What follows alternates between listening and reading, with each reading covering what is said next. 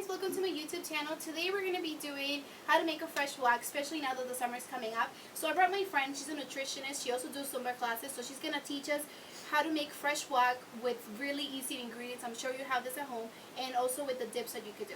So here's Priscilla, she's going to help us how to do that. Hi. So today we're going to learn how to make guacamole, very easy and fun and nutritious. And the first thing you want to do when you're going to the supermarket is making sure that you pick the right guac. So if you know that you want to make guacamole today or in a few days, that's how you know which kind of guacamole you want to choose. So this avocado right here is very hard.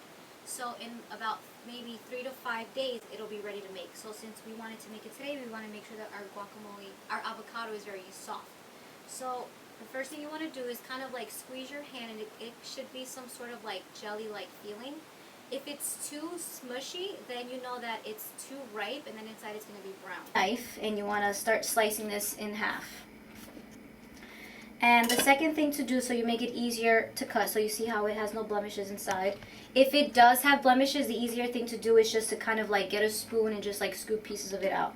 So what I like to do to make it easier on myself, so I like to slice it into cubes, and Sam is going to help me here with the spoon and scoop it out and put it into the bowl. Now another neat trick that I just found out, maybe you guys can learn, is when removing a pit, what I used to do before was you take a spoon and scoop it all around, but instead you just get your knife and you literally just turn it around and take it out. So that was pretty easy. So we're going to use this little gadget here for lemon because it actually helps with the seeds not fall into the guacamole and then you putting in your fingers inside. So as I am putting in my avocados in the bowl, I like to put my lemon second. Your avocados tend to turn brown, so the acidity of the lemon helps it to just stay green for a while. So. And for how many people you think it will be good? And for how many people you think it will be good? How many avocados per person? Like, let's say we have 4 people. How many avocados should we use for 4 people? So for like 4 people, you would probably use like 3 avocados. Like if you're gonna have a get-together of like maybe 4 to 6 people, 3 to 5 avocados is pretty good as a snack. If I have friends coming over, maybe like a few hours before, I let it sit in the refrigerator so that it all the flavors. I like to use cherry tomatoes because they are very colorful and very bright and vibrant in color. You can use any tomatoes; it's up to your preference. Plus, it's easier to just cut them in half, and then just pour them in here. So yeah, they're very convenient and very color. So you're a nutritionist, so tell us what's like a good thing, because I'm that person that likes to eat rice, for example. Mm-hmm. So what's a good idea for me to like start kind of like eating a little bit more healthy? Should I just cut out the rice completely, or should I just cut it little by little? Well, if you really, to be honest, if you like rice, I wouldn't cut it out completely, because then you're going to find another, like something else to kind of like binge on or kind of like eat more of. Okay. But what I do recommend, have you ever tried brown rice? Yeah, but you know what it is? I don't know why. I think it's because of the color. I grew up the same way. In my house, it was always rice and beans with potatoes and eating all of that starchy carbs. But when I first started to try rice, it was a little bland and different. So maybe another day I can show you actually how to make your brown rice with more flavor.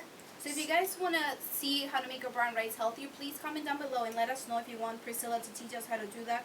Because I know it's hard, especially if you're not like me. I don't like to cook, and I like to do pastries instead. But it's a good idea, and it's very easy to do. Like this wok, it's good for the summer. You can bring it as a picnic, or you can do it as a barbecue now for 4th of July. Great.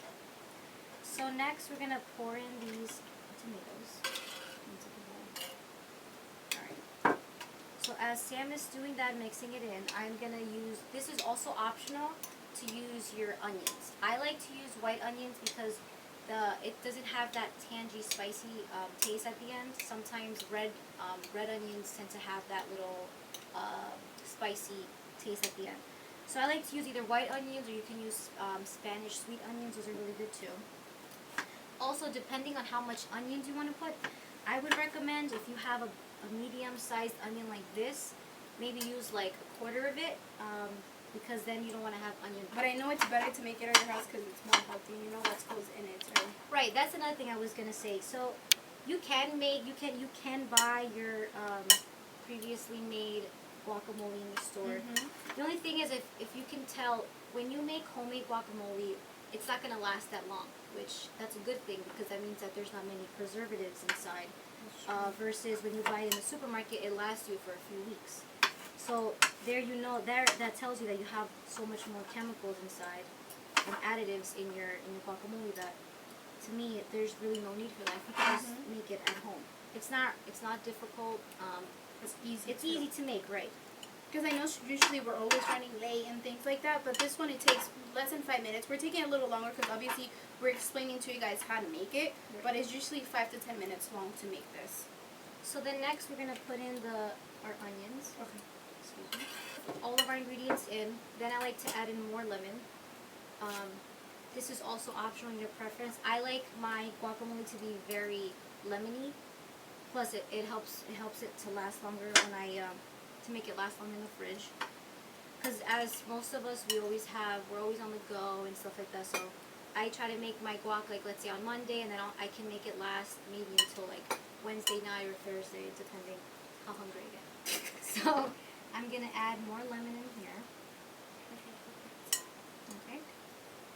So lastly, then for taste, I like to put a little bit of salt. So I'll put a pinch of salt. And then a pinch of ground pepper. And then we mix that in.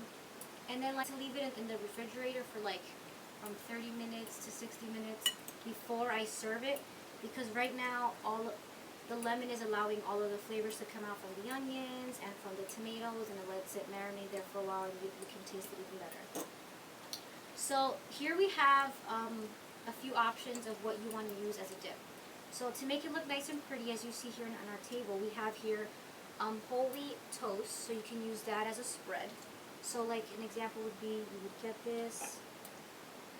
I'm going to use this or spoon? You spoon it, please. Okay.